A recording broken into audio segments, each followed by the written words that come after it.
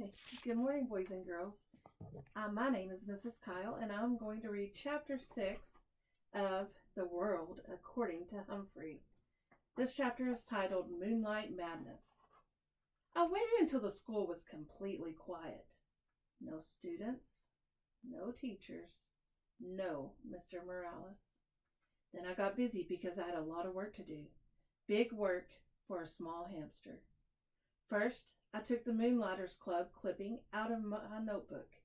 Holding it in my mouth, I opened the lock that doesn't lock and scurried across the table. Getting down off that table was still a problem. I grabbed hold of the leg and slid down, as I've done before. It makes me feel a little queasy in my tummy, but it would be worthwhile if I could get Aldo a girlfriend. I hurried over to the big machine, which was very, very high off the ground. It seemed impossible for me to get up there, but I had it all planned out in my mind. Crawl up the wastebasket. Ooh, I didn't know it would sway like that. Leap over the seat of Mrs. Brisbane's chair. Whoa, slippery. Crawl up the rungs to the chalkboard tray behind it, along the chalkboard tray to the bookcase, then the hardest part, the dive from the bookcase to the overhead projector cart. If you ever try it yourself, don't look down. I was practically home free, but I still had to get up to the lit part. Still holding the newspaper clipping in my mouth, I grabbed onto the big screw sticking out of the side and pulled myself up. Then I reached up as high as I could and just barely managed to touch the top. Good thing I've got big muscles because I was able to Pull, pull myself up. I was there. It was like climbing Mount McKinley, the tallest mountain peak in the United States. Asked Mrs. Brisbane. I quickly pushed the switch. I wished I had some sunglasses because I was suddenly surrounded by blinding light. It was like being inside a light bulb. I took the newspaper clipping out of my mouth and carefully laid it on the flat glass. Then I looked up at the wall, and no! Up on the screen was a picture of a car, and behind it there was jumbled up backward writing. I realized I must have laid the clipping on the glass upside down. I quickly turned it over, and there it was, all the information about the Moonlighters Club, right there on the wall, with the outline of the car behind it. Aldo would be coming soon, so I hurried back to the cage.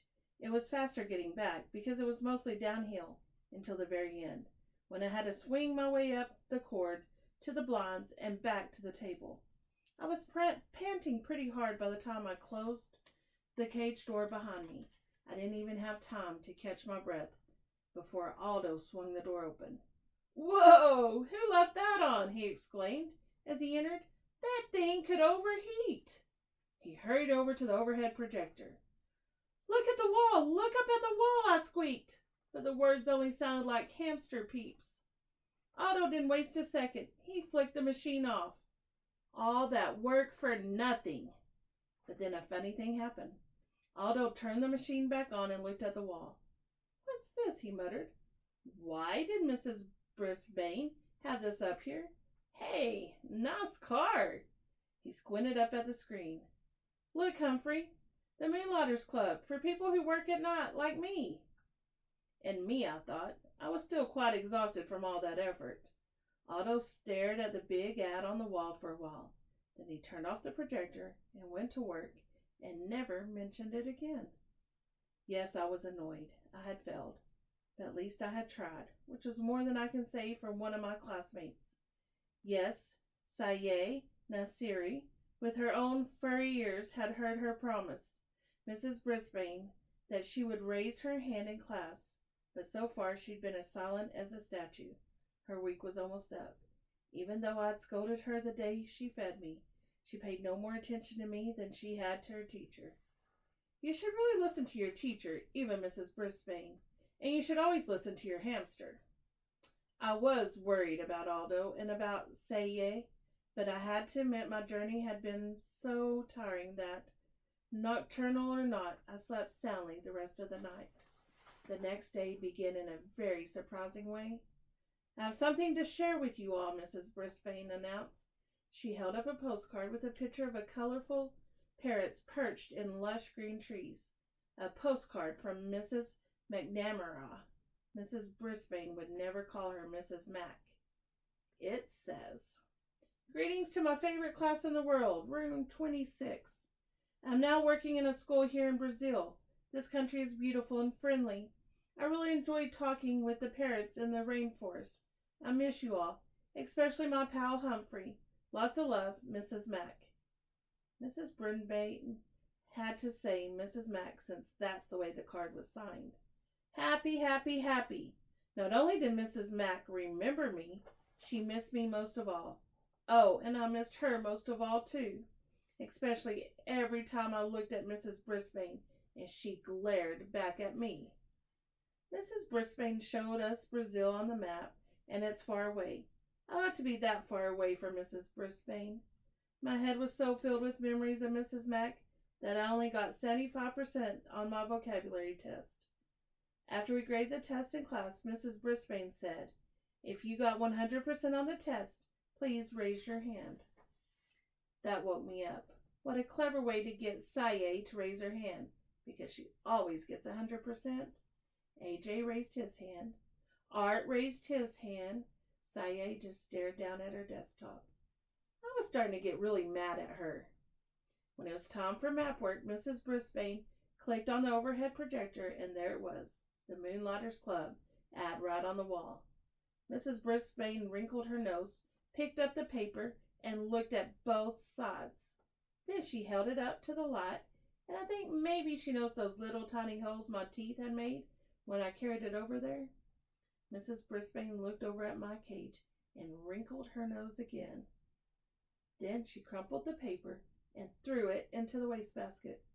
She's smart, but she is also mean. She's not the only one.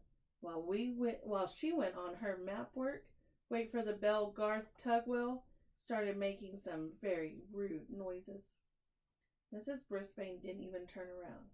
When someone started giggling, she just said, "Stop giggling, Gel." So Garth's rude noises got louder and even ruder, and a lot of other kids giggled along with Gel. Suddenly, the teacher spun around to face them. "Very well, the whole class will stay in during recess for extra vocabulary words," she announced. Everybody groaned. "It's Garth's fault," said Heidi. "Raise your hand," Mrs. Brisbane snapped back. "You will all stay in during recess, unless the person making those noises wants to step forward and admit it." Nobody said a word, but everybody glared at Garth, including me. "Okay, I did it," he said. "Raise your hand," Heidi whispered loudly. "Very well, Garth. You, Heidi, and Gail will stay in during recess," the teacher said firmly. Heidi and Gail protested until the bell rang, but all three of them stayed in during recess.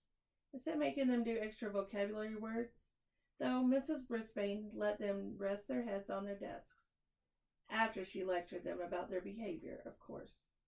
All this commotion made me a little hungry, and for some reason, I hadn't been fed yet, so I decided to squeak up for myself.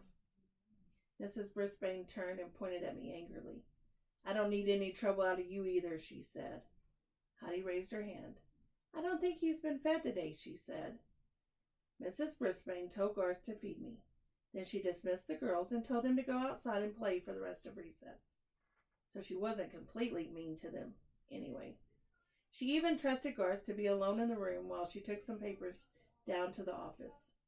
I'd always liked Wait for the Bell Garth, so I was surprised when he started grumbling at me as he filled the water bottle and put some fresh mealworms in my cage. "One of these days you'll get in trouble too," he said. "I'll see to that." "Huh?" I squeaked. "Everybody hates me. Everybody loves you. You're just a rat in disguise." The words hurt me a lot. Why would Garth say that? I mean, sure, almost everybody does love me, but I don't make rude noises and get other people in trouble. I was still pondering Garth's behavior when my classmates returned to room 26. Mrs. Brisbane must have gotten rested up over the recess, because she greeted them with a smile. "I have a surprise for you," she told the kids. Surprises always get the class's attention. They think surprises are always good. However, I know that surprises can sometimes be bad, like the day Mrs. Mack left me forever. "We're going to pick who gets to take Humphrey home for the weekend," she explained. "Now, you all know whether or not your parents gave permission for you to bring him home. So if you'd like Humphrey this weekend, raise your hand now." "Hey, hey, hey!" You should have seen all the hands that went up. I could hardly believe my eyes. Miranda and Heidi and AJ and every single hand in the class except Garth's. Even Saye Nasiri raised her hand. Mrs. Brisbane noticed. "Saye, do you think it will be all right with your parents?" she asked.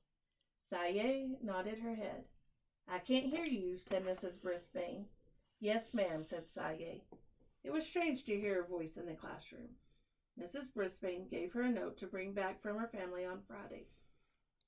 I napped the rest of the afternoon, but whenever I woke up and glanced over at Saye's desk, I saw her doing something I'd never seen before. Smiling. Tip 6. You can leave your hamster alone for a day or two. Otherwise, find a suitable caretaker, or if possible, take your hamster with you in its own cage. A hamster can be very portable. And that is the end of chapter 6.